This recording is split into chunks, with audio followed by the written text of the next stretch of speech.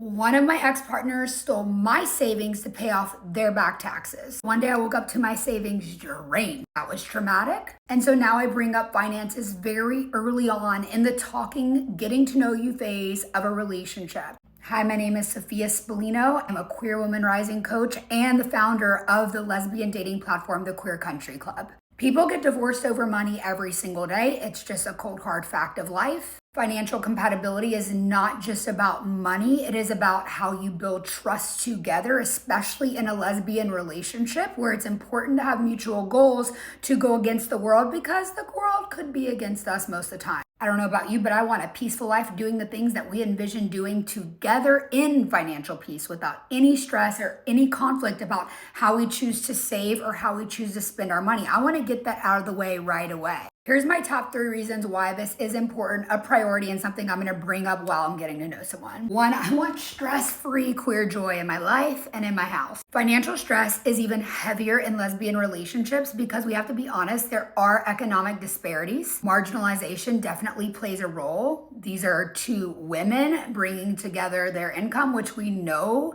typically can be less than a man in society. Now, there are women fighting against this, and I freaking love it.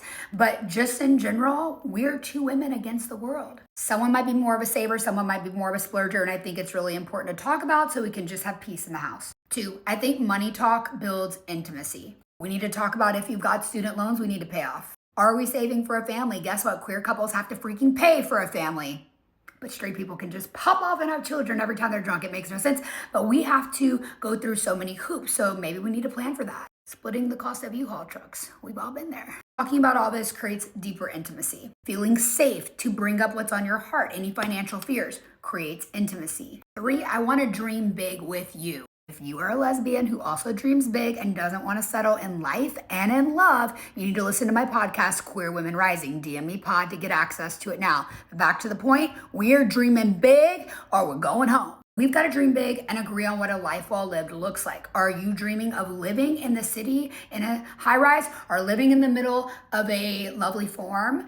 I don't want to live on a farm, but if you do, that's awesome. Props to you. I want to make sure that my partner's dream of an ideal life aligns with mine and the financial obligations that it's going to take to get there. Do you want to be putting away money and buying a home, or are you more interested in putting your money into travel? What about actually investing your money into starting a business or a joint business? Misaligned goals and setting expectations in your head, but not out loud, is a recipe for disaster. This can cause tension in even the best, healthiest partnerships.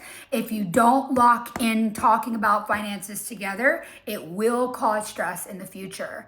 Even if that conversation is you guys keep things mostly separate. You got to talk about it as a couple having a mutual goal, whether that's how you want to retire or how you want to travel or how you want to budget day to day or not budget at all. Whatever your values are around money needs to be talked about. I'm curious, how much do you value financial compatibility? Is this a factor, and is this something that you openly, honestly bring up in the talking phase of a relationship?